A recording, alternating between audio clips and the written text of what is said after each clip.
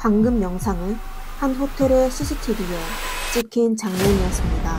한 여자가 새벽에 고함을 지르며 방을 뛰어나갔는데 거대한 힘으로 다시 방 안으로 끌려 들어갔습니다. 알고 보니 인터넷 친구의 만남으로 발생한 비극이었습니다. 결혼 상대를 배신하고 일시적인 쾌감을 얻기 위한 행동은 가족에게까지 피해를 끼칠 수 있었으며 심지어 본인은 목숨까지 잃었습니다. 안녕하세요. 미스터리 수사국입니다.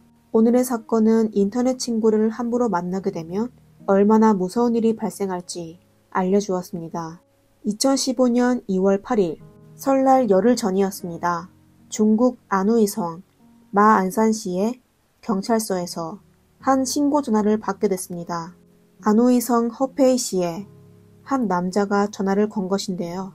아내 왕씨가 마안산시에서 한 여성 친구를 만나기로 했는데 연락이 계속 안 된다고 했습니다. 그리고 아내가 만나기로 한 여성 친구도 아내를 만난 적이 없다고 했습니다.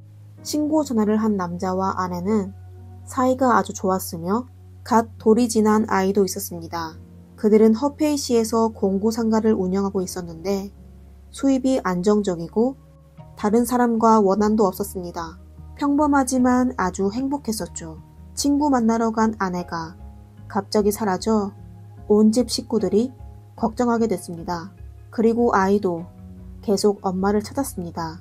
경찰은 왕 여사를 조사하기 시작했습니다. 그들은 왕 씨의 신분증으로 그녀가 2월 3일에 마안산시에 도착하여 한 호텔에 투숙한 걸 확인하게 됐습니다. 경찰은 호텔의 CCTV를 확인하기 시작했습니다. 왕 씨는 그날 오후 6시에 캐리어를 들고 카운터에서 체크인하여 객실 카드키를 받고 엘리베이터를 탄 후 1453호 객실에 입실하였습니다. 객실은 커다란 원형 침대가 있는 방이었습니다. 호텔 기록에 따르면 왕 씨는 하룻밤만 투숙한 뒤 이튿날에 체크아웃하였습니다. 경찰은 CCTV를 계속하여 확인했는데 이상한 점을 발견하였습니다. 영상에 왕 씨가 체크인하는 화면은 있었지만 체크아웃하는 화면은 없었습니다. 기록상 체크아웃한 시간은 아침 8시 28분이었습니다. 하지만 카운터에 CCTV 속 영상 속에는 그녀가 아니라 한 명의 남성이 포착되었습니다. 그는 후드티를 입고 2개의 캐리어를 끌고 있었습니다. 왕 씨의 남편과 그녀의 친구는 영상 속 남자를 본 적이 없다고 하였는데 그럼 이 의문의 남자와 실종된 왕 씨와 어떤 사이일까요? 경찰은 이 수상한 남자를 조사하기 시작했습니다. 호텔 CCTV는 24시간 작동되어 호텔을 드나드는 모든 사람을 포착할 수 있었습니다. 경찰은 영상을 통해 피해자가 호텔에 투숙하고 6시간 후인 2월 4일 새벽 12시 19분에 한 명의 남자가 14층에 나타나는 걸 발견하였습니다. 그는 엘리베이터에서 나와 바로 1453호 방으로 갔습니다. 그의 손에는 아무것도 없었습니다. 그는 1453호 객실의 초인종을 눌렀지만 방 안에는 아무런 반응이 없었습니다. 몇 번 더 노크하자 방문이 열려 안으로 들어갔습니다. CCTV 속 화면으로는 왕 씨가 외출한 적이 없어 그녀가 문을 연 게 확실했습니다. 남자의 모습도 매우 안정적이어서 강제로 침입한 건 아니었습니다. 10분 뒤 남자는 방문을 나갔다 얼마 안 돼 다시 돌아왔습니다. 이번에도 역시 왕 씨가 문을 열어준 겁니다. 경찰은 계속하여 CCTV를 확인하였는데 새벽 2시쯤 아주 기괴한 장면을 보게 됐습니다. 왕 씨가 방문을 갑자기 열더니 탈출하려고 했습니다. 하지만 그녀가 한 발짝 밖으로 발을 딛자 이내 다시 방 안으로 끌려 들어갔습니다. 그녀의 발이 비워질 정도로 강한 힘이었습니다. 그녀는 맨발이었는데요. 급하게 탈출하려는 것 같았습니다. 표정도 급박해 보이고 입모양을 봐서 그녀가 도와달라고 외치는 것 같았습니다. 그녀가 다시 방 안으로 끌려가자 방문은 바로 닫혔습니다. 이게 왕 씨가 마지막으로 영상에 나타나는 장면이었습니다. 왕 씨의 실종은 분명 이 남자와 관련이 있었습니다. 새벽 3시 46분에 남자는 방문을 열고 호텔 복도의 상황을 살피더니 다시 방 안으로 들어가 문을 닫았습니다. 그러다 새벽 4시 45분에 그는 모자를 쓰고 방문키를 들고 객실을 나와 엘리베이터로 걸어갔습니다. 그는 호텔을 나와 PC방으로 가 과일주를 구매하고 떠났습니다. 5시 22분에 남자는 다시 호텔로 돌아왔는데 이번에는 카드로 문을 열었습니다. 아침 6시 43분에 1453호 객실의 문이 다시 열렸습니다. 그는 1층 프론트로 가 직원과 몇 마디의 얘기를 나눴습니다. 하룻밤 사이에 그는 객실을 여러 번 들락날락 거렸습니다. 7시 43분 남자는 아주 큰 캐리어를 들고 다시 1453호 객실로 돌아갔습니다. 그리고 아침 8시 19분에 그는 마지막으로 캐리어를 끌고 객실을 나왔습니다. 그는 캐리어가 열릴까봐 끈으로 감싸놓기까지 했었죠. 그리고 8시 28분에 남자는 2개의 캐리어를 들고 프론트로 가 체크아웃을 하고 떠났습니다. 경찰은 1453호 객실로 들어가 조사하였는데 이미 며칠이 지났고 또 투숙한 사람이 여러 명 있어 아무런 단서를 찾지 못했습니다. 하지만 호텔 직원을 통하여 새로운 단서를 얻게 됐습니다. 2월 4일 의문의 남자가 체크아웃을 한 후 청소 담당 직원은 여느 때와 같이 청소를 하고 있었는데 1453호 객실이 특별히 지저분했습니다. 침대의 이불은 얽혀 있었고 침대 머리의 시트와 베개에 몇 곳에 빨간 흔적이 있었습니다. 하지만 전에도 비슷한 흔적이 있는 걸 목격하여 직원은 별 생각 없이 청소를 했다고 합니다. 직원의 증언으로 경찰은 1453호 객실을 다시 확인하여 침대의 베개에서 붉은 흔적을 찾았습니다. DNA 검사 결과 왕 씨가 맞았습니다. 그녀는 한 낯선 남자와 하룻밤을 보냈는데 객실에서 도대체 무슨 일이 있었던 걸까요? 왕 씨는 마지막 순간 어떤 끔찍한 일을 당하게 됐을까요? 경찰은 호텔 근처에 모든 CCTV를 확보하였습니다. 확인 결과 남자는 운전하지 않았고 2개의 캐리어를 들고 거리에서 걷고만 있었습니다. 마치 캐리어를 버릴 기회를 찾고 있는 것 같았습니다. 경찰은 CCTV를 통해 그의 행방을 조사하기 시작했습니다. 그러다 남자가 CCTV의 사각지대로 들어가 그의 행방을 찾을 수 없게 됐습니다. 그 당시 아침 8시라 사람들이 출근하는 시간이어서 행인이 아주 많았습니다. 남자는 커다란 캐리어를 끌고 있어 대중교통을 이용하는 것보다 택시를 이용하여 이동할 가능성이 높아 택시회사로 가서 확인하기 시작했습니다. 그러다 한 택시기사가 그를 기억해냈습니다. 택시기사는 캐리어가 무거워 보여 그를 도와주려고 했는데 이상하게 손님은 거절하였습니다. 남자가 승차한 후 택시기사에게 시우엔청시의 랑희현으로 가야 한다며 버스 터미널로 가달라고 했습니다. 하지만 10시에 목적지에 도착하기 전에 손님은 미리 택시에서 내렸습니다. 하차한 곳은 다리 위였는데 그곳은 다른 지방으로 가는 택시가 많았고 또 CCTV의 사각지대이기도 하여 단서는 또 끊어지게 됐습니다. 경찰은 남자가 랑이현으로 간다는 말에 랑이현 고속도로 출입구에 CCTV를 확보하여 그곳을 통과하는 택시를 조사하기 시작했습니다. 그리고 마안산시와 랑희현은 차로 약 2시간 거리에 있어 그들은 점심 12시경을 영상을 중심으로 조사하기 시작했습니다. 그러다 한 택시가 사람들의 눈에 띄게 됐습니다. 승객의 옷차림과 자세를 봐서 조수석에 앉은 사람이 바로 경찰이 찾고 있던 남자라는 걸 알 수 있었습니다.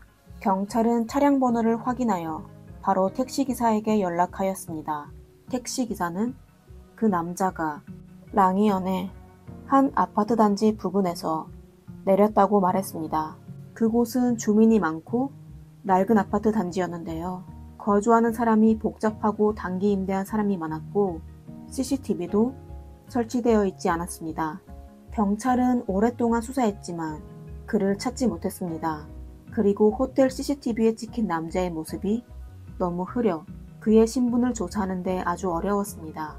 경찰은 다시 처음으로 돌아가 놓친 단서가 없는지 찾기 시작했습니다. 그들은 사건 발생한 호텔의 CCTV를 통해 남자가 나타난 시간을 확보하여 그의 행적을 확인하였습니다. 어마어마한 업무량이었습니다. 만약 남자의 신분을 확인할 수 있다면 사건은 줄줄이 풀릴 수 있을 겁니다. 그러다 남자가 새벽에 한 PC방에서 나오는 모습을 보게 됐습니다. PC방은 실명제여서 경찰은 바로 그의 이름이 최유화라는 걸 알게 됐습니다. 신분증의 사진을 통해 그가 호텔 1453호실로 들어간 남자라는 것도 확인했습니다. 경찰은 신분증에 적혀있는 주소로 출발하였습니다. 그들은 현지 경찰의 협조로 최유화가 갈 수 있는 몇몇 곳에서 잠복하여 그가 나타나길 기다렸습니다. 그러다 어느 날 오후 최유화는 랑희현에서 다른 도시로 가는 버스에서 체포되었습니다. 叫名字什么？崔有华是吧？ 경찰은 최유화의 몸에서 왕 씨의 신분증과 은행카드를 찾아냈습니다. 경찰 심사에서 최유화는 본인이 왕 씨를 숨지게 한 사실을 인정하고 범죄 과정을 진술하기 시작했습니다. 최유화와 왕 씨는 온라인상에서 알게 된 친구였는데요. 만난 적은 없었습니다. 그는 마안산시에서 왕 씨와 만난 후 말다툼을 하게 됐고 홧김에 그녀를 숨지게 했습니다. 그는 범죄를 저지른 후 피해자의 몸을 캐리어에 넣어 호텔을 떠나 그녀를 그의 집 부근에 있는 숲속에 묻어놨습니다. 경찰은 그의 진술에 따라 이튿날 숲속에 묻혀있는 캐리어를 발견하게 됐습니다. 최유화는 1987년에 중국 안후이 성에서 태어났습니다. 2015년 1월 그는 채팅방에서 왕 씨를 알게 됐습니다. 둘의 나이가 비슷하고 또 결혼 생활에 지쳐 있어 며칠간의 대화 끝에 둘은 서로 애매모호한 감정이 생겨 각자의 가정을 속여 만나기로 하였습니다. 또 둘은 200km 정도 떨어져 있어 만나는 장소를 중간 위치로 정했습니다. 왕 씨는 남편에게 2월 3일에 마안산시로 가 한 여사친을 만난다고 했습니다. 사실 왕 씨는 2월 4일에 친구와 만나기로 하고 인터넷 친구와 2월 3일에 호텔에서 만나기로 한 것이었습니다. 2월 3일 왕 씨와 최유화는 전부 약속한 도시에 도착하였습니다. 왕 씨가 먼저 호텔에 투숙하였고 만나는 시간을 새벽 0시로 정하였습니다. 최유화는 PC방에서 시간을 때우다가 약속한 시각에 1453호실로 갔습니다. 두 사람이 만난 후 왕 씨는 최유화에게 프런트에서 신분증 등록을 하고 올라가라고 했습니다. 사건 당일 최유화가 처음으로 객실로 들어간 겁니다. 하지만 최유화는 신분증을 등록하는 게 귀찮아 바로 1453호실로 향했습니다. 그 후 두 사람은 자연스럽게 관계를 맺었습니다. 최유화의 진술을 통해 둘은 관계를 맺은 후 수다를 떨다가 호텔 비용 얘기를 하게 됐습니다. 왕 씨는 최유화에게 이튿날 체크아웃을 할 때 하나로 약 38,000원의 호텔 비용을 지불하라고 했습니다. 그녀의 말을 듣자 최유화는 갖고 온 돈이 별로 없어 싫어하는 표정을 지으며 대답하지 않았습니다. 그의 반응에 왕 씨는 화를 내기 시작하며 둘은 누가 호텔비를 부담할지 싸우기 시작했습니다. 很生气嘛，你妈的穷鬼，没钱出来玩，就这样的。然后信不信我叫人给你打成肉饼？他就说完这句话之后，开始拿手机要打电话，那时候我就害怕了，就把手机抢下扔到床上，说了一句话，就说你走不掉了。那时候心里想想，我自己想想也是啊，这14楼，我说我估计我前脚走出门，还没走到电梯口，后面他就出来了。我再一想，这个罪如果闹到警察局的话，回去我老婆肯定有问题，这名声也不好，就想着不如顺便把东西给抢了。 이때 왕 씨의 지갑이 바로 머리맡에 있었는데 최유화는 지갑을 손에 들고 열었습니다. 지갑 안에는 1000위안, 하나로 약 19만원의 현금과 몇 장의 은행카드가 들어 있었습니다. 최유화는 왕 씨에게 은행카드의 비밀번호를 물었는데 왕 씨는 망설임 없이 비밀번호를 알려주었습니다. 바로 협조할 줄 몰랐던 그는 살짝 의아해하며 핸드폰으로 비밀번호가 맞는지 확인하기 시작했습니다. 하지만 이때 왕 씨가 이 틈을 타 1453호 객실을 탈출하려고 했습니다. 그녀는 갑자기 빠른 속도로 문 앞으로 달려가 방문을 열고 밖으로 뛰쳐나갔습니다. 최유화도 깜짝 놀라 그녀를 따라 달려갔는데 바로 처음에 확인했던 CCTV 영상의 부분이었습니다. 그리고 왕 씨는 겁에 질려 방 안에서 큰 소리로 외치기 시작했습니다.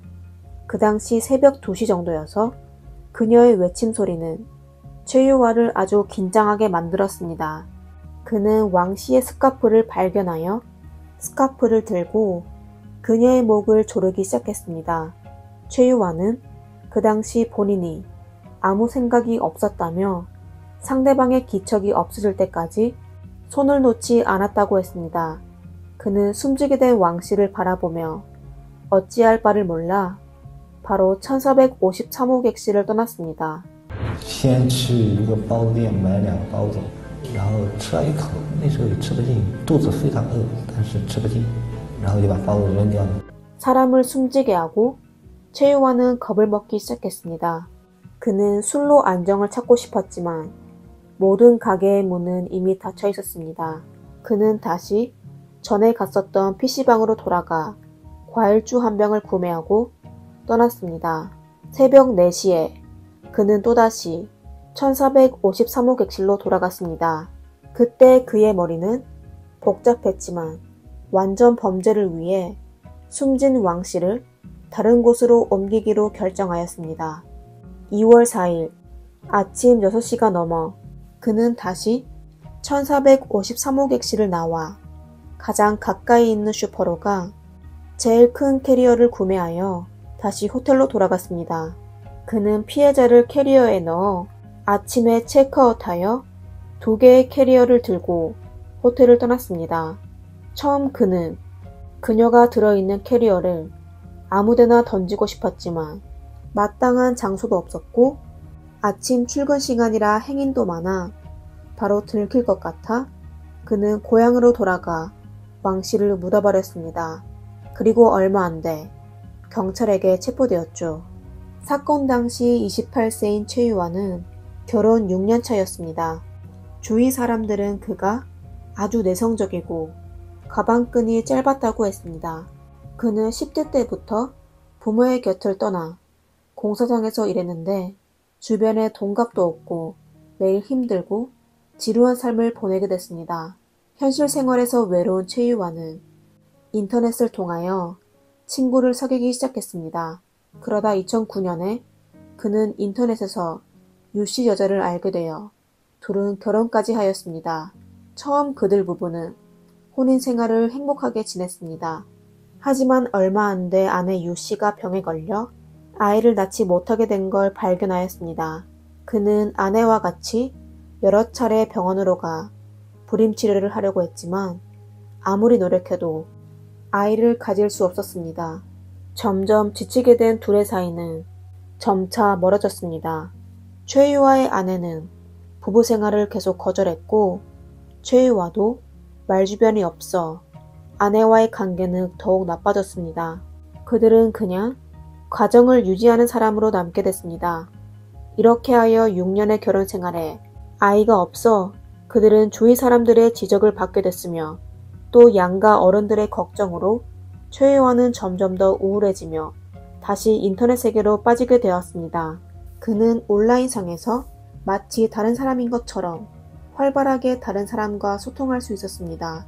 그러다 왕 씨가 나타나 최유화는 스트레스를 풀 수 있게 됐습니다. 그들은 서로의 가정을 배신하고 현실에서 만나기로 결정하여 결국 비극으로 막을 내리게 됐습니다. 왕 씨의 남편도 이런 결말일 줄은 상상도 못했죠. 아내가 왜 그런 짓을 했는지와 이로 인해 목숨을 잃게 된 점을 이해할 수 없었습니다. 이 사건에서 왕 씨의 안전의식이 매우 취약하다는 점을 알 수 있습니다. 상대방이 어떤 사람인 줄도 모르고 온라인에서 알게 된 낯선 남자와 폐쇄된 공간에 있었습니다.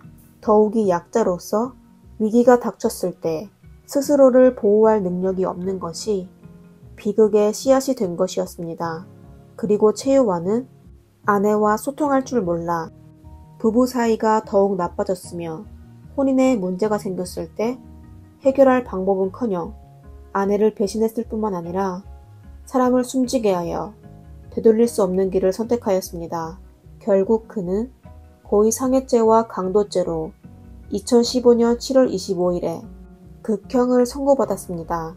인터넷의 발전으로 사람들의 생활이 더 편리해졌으며 낯선 사람과도 더 빨리 친구가 될 수 있게 되었는데 반대로 비참한 사건은 반복하여 발생하고 있습니다. 이것 또한 우리에게 외롭다고 잘못된 선택을 하지 말라는 경고였습니다. 오늘의 사건은 여기까지입니다. 재미있게 보셨다면 좋아요와 구독 부탁드리겠습니다. 다음 영상에서 뵙겠습니다. 미스터리 수사국입니다. 감사합니다.